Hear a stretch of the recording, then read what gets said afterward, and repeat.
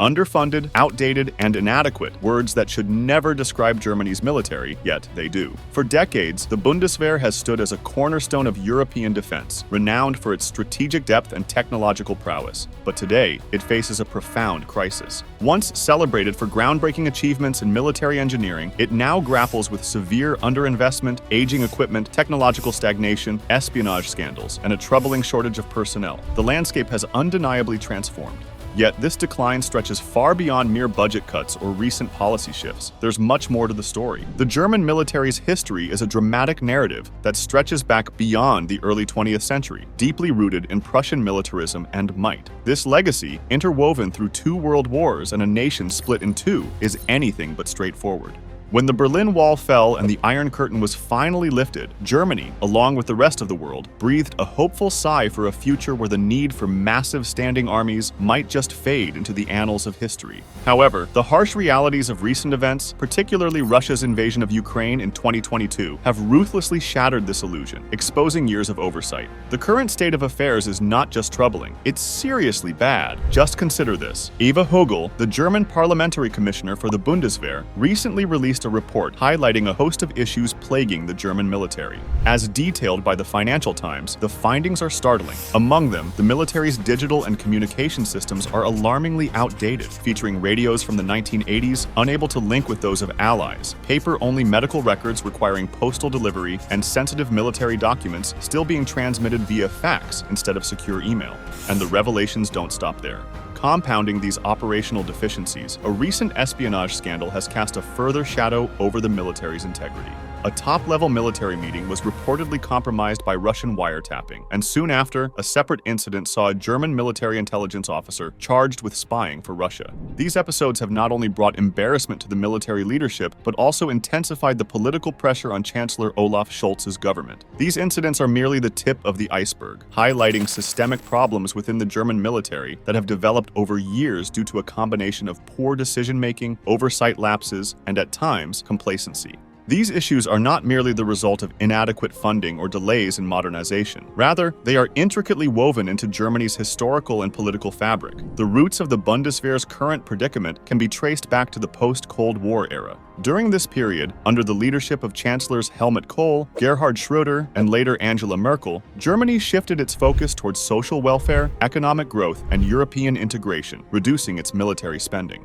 This strategic realignment was grounded in a reasonable assumption. The end of the Cold War appeared to usher in a new era of peace and cooperation, seemingly reducing the necessity for a formidable military presence. Consequently, the Bundeswehr, once a cornerstone of NATO's defense strategy in Europe, saw its role and funding diminish as it became a lower priority in national investment strategies. Yet the full story is even more shocking. The reunification of Germany under Chancellor Helmut Kohl was nothing short of monumental, yet it ate up resources like there was no tomorrow, merging not just East and West Germany, but also their 2 distinct military forces. This mammoth task, while historic, sneakily siphoned focus and funds away from much-needed military modernization. Enter Gerhard Schröder, under whose watch Germany was tagged as the sick man of Europe. Amid this economic turmoil, his sweeping reforms to labor and social systems squeezed the defense budget even tighter. Then came Angela Merkel, steering the ship through the Eurozone tempest and the refugee wave, all while keeping a tight lid on military spending, yet somehow managing to keep Germany's flag flying high in international diplomacy and economic circles.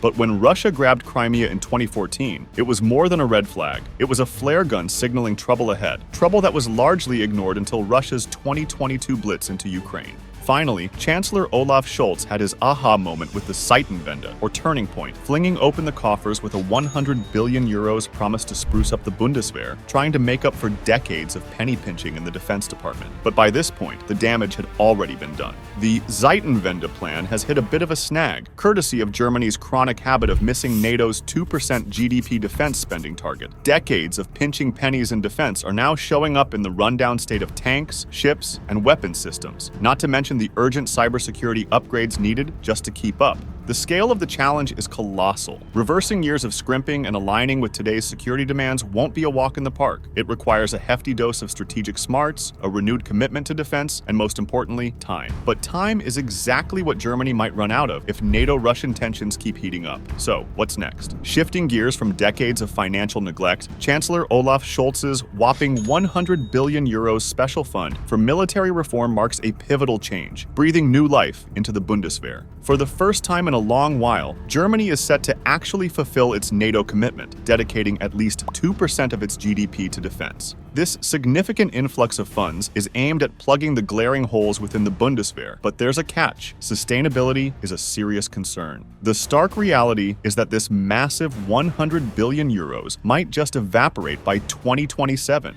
Defense Minister Pistorius has revealed that a staggering 80% of this special fund is already spoken for. This underscores the critical issue of continuous investment in defense. As Hogel's report highlights, the Bundeswehr's requirements are vast, covering a wide array of capabilities and technologies. These needs can't be met with just a one-off financial injection. They require ongoing support and funding that adapts to the ever-changing landscape of security threats. The mammoth investment challenge isn't just about modernizing, it's about ensuring the Bundeswehr's readiness for what's shaping up to be a new Cold War.